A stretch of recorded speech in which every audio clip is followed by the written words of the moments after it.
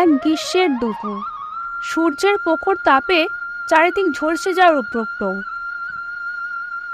পথ ঘাট সব জনমানব শূন্য।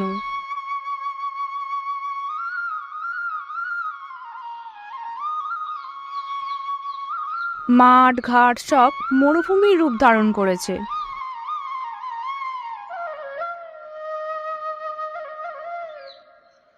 নদী নালা শুকিয়ে খটখট করছে।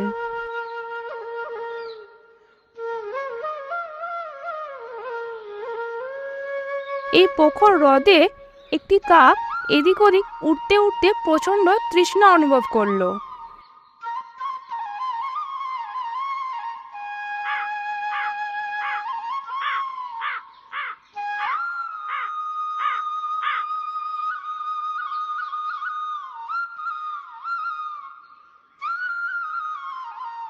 তৃষ্ণা মেটানোর জন্য সে একটু জলের সন্ধান করছিল।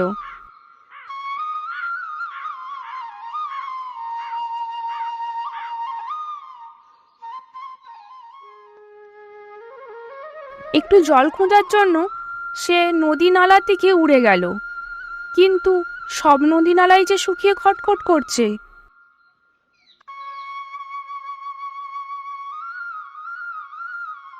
উঠতে উঠতে ক্লান্ত হয়ে সে একটি গাছের ডালে এসে বসলো ও মনে মনে ভাবলো, হে ভগবান, একটু জল কি কোথাও পাওয়া যাবে না? আজকে এই তৃষ্ণার চোটে বেঘরে আমার পানটাই হারাতে হবে না। এভাবে বসে বসে ভাবলে জল আমার কাছে আসবে না, তাই আমাকেই জলের সন্ধান করতে হবে। এটি ভেবে কাকটি পুনরায় জলের সন্ধানে উড়ে গেল।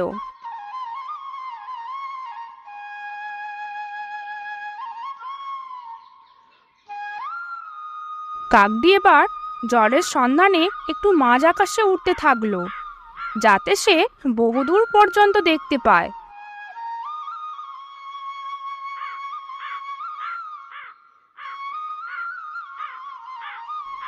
তখন হঠাৎই কাকটি একটি জলের কুয়ো দেখতে পেল।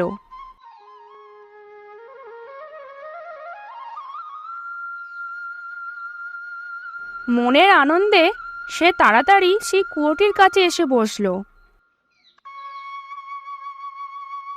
ও বলল, ও, মনে হয় এই যাতে পানে বেঁচে গেলাম। আর একটু হলেই তৃষ্ণার পানটাই বেঘরে বেরিয়ে যাচ্ছিল। কিন্তু কাকের এই সুখ বেশিক্ষণ রইল না। কুয়োর দিকে তাকাতেই সে দেখলো কুয়োতে এক ফোঁটাও জল নেই। তাই সে মনের দুঃখে সেখান থেকে উড়ে গেল।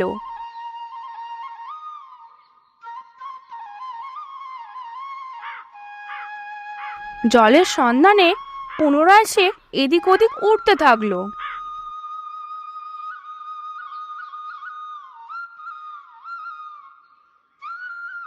আবার সে নতুন করে জলের সন্ধান করতে করতে হঠাৎ একটি মাটির কলসি দেখতে পেল, আর সেটার দিকে খুব দ্রুত উড়ে গেল।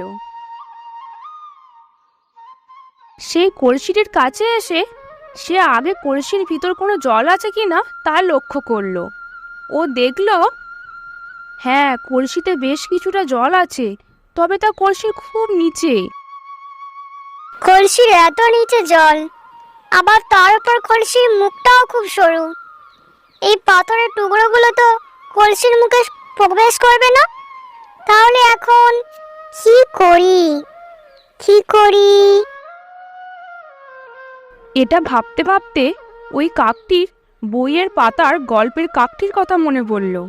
ও ভাবল, সেই কাকটি কতই না ভাগ্যবান ছিল। না, কিন্তু এটা ভেবে কাকটি বেশিক্ষণ সময় নষ্ট না করে ওই সরু মুখের কলসির জল নতুন কোনো উপায়ে খাবার পরিকল্পনা করতে থাকে। তখনই হঠাৎ তার মাথায় একটি বুদ্ধি খেলে যায় ও সে তৎক্ষণাৎ সেখান থেকে উড়ে যায়।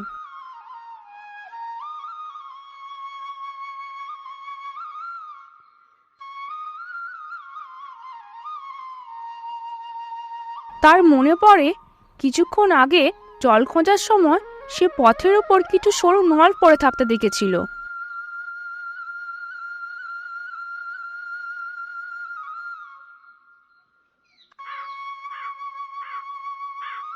তাই সে দ্রুত সেখানে পৌঁছায় ও একটি নল নিয়ে সেখান থেকে আবার ওই কলসির কাছে উড়ে যেতে থাকে।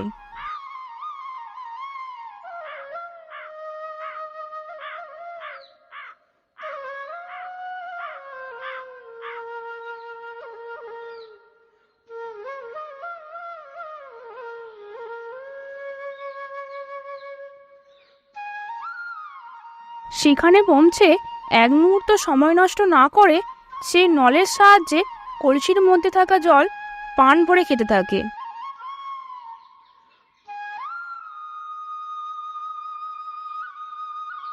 তারপর জল পান শেষ করে সে মনের আনন্দে সেখান থেকে উড়ে যায়।